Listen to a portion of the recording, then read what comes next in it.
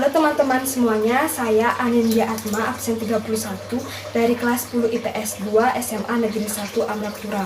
Di sini saya akan meliterasikan tentang ancaman terhadap integrasi negara dalam bingkai Berbhinneka Tunggal Ika.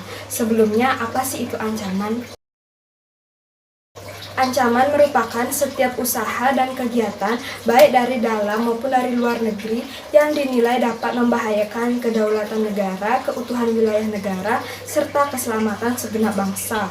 Pada ancaman ini terbagi menjadi dua, yaitu ancaman terhadap integrasi bangsa dan ancaman terhadap Ipolek Sosbud Hankam. Yang pertama, ancaman terhadap integrasi bangsa. Ancaman bagi integrasi bangsa tersebut bisa datang dari luar negeri maupun dari dalam negeri Indonesia itu sendiri dalam berbagai dimensi kehidupan. Ancaman ini biasanya dapat berupa ancaman militer maupun ancaman non-militer. Ancaman militer.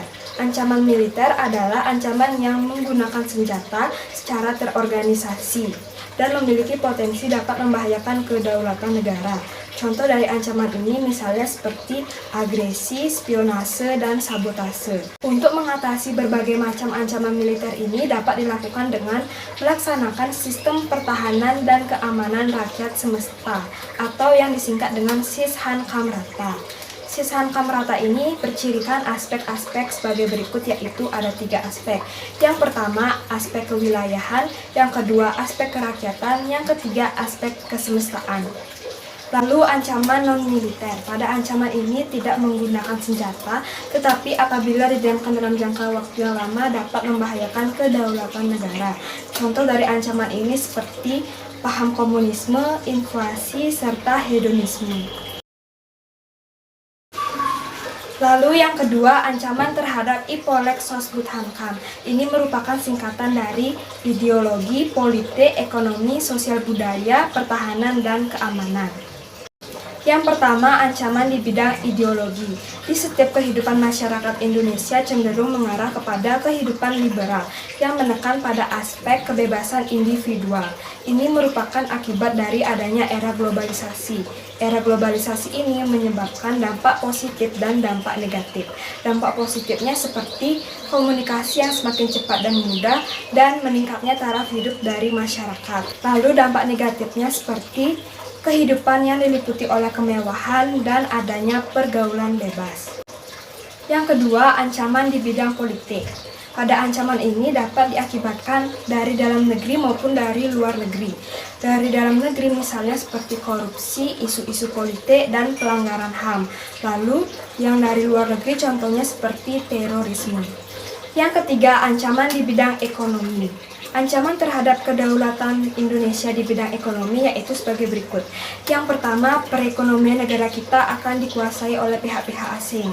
Yang kedua, sektor-sektor perekonomian rakyat yang diberikan subsidi semakin berkurang. Yang ketiga, memperburuk prospek pertumbuhan ekonomi dalam jangka panjang. Lalu yang keempat, di bidang sosial budaya.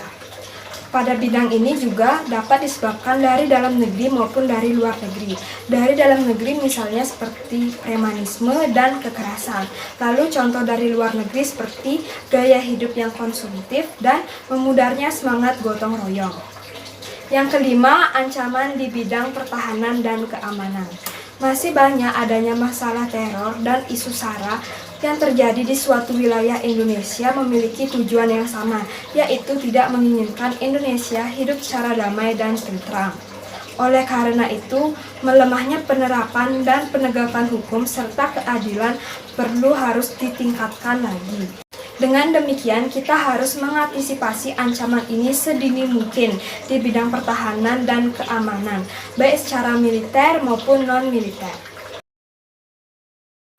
Peran kesadaran masyarakat individu memiliki makna bahwa individu harus memiliki sikap dan perilaku dari kemauan diri yang dilandasi oleh kerelaan dan keikhlasan bertindak demi kebaikan bangsa dan bernegara dalam mengatasi berbagai ancaman dalam membangun integrasi bangsa. Peran serta masyarakat untuk mengantisipasi berbagai macam ancaman dalam membangun integrasi bangsa diantaranya sebagai berikut. Yang pertama, tidak membedakan adanya keberagaman seperti suku, daerah, budaya, dan agama, dan lain-lainnya. Yang kedua, membangun kesadaran akan pentingnya integrasi bangsa. Yang ketiga, menggunakan fasilitas umum secara baik. Yang keempat, menjaga persatuan dan kesatuan bangsa. Dan yang kelima, bersedia selalu menjaga keutuhan NKRI.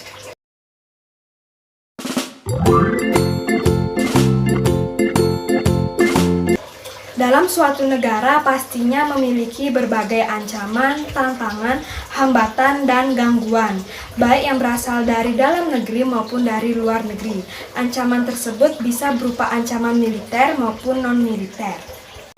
Sehingga peran masyarakat untuk mengatasi berbagai macam ancaman dalam membangun integrasi bangsa sangat diperlukan untuk menjaga persatuan dan kesatuan NKRI. Sekian video literasi dari saya mengenai ancaman terhadap integrasi negara dalam bingkai berbineka tunggal ika. Terima kasih.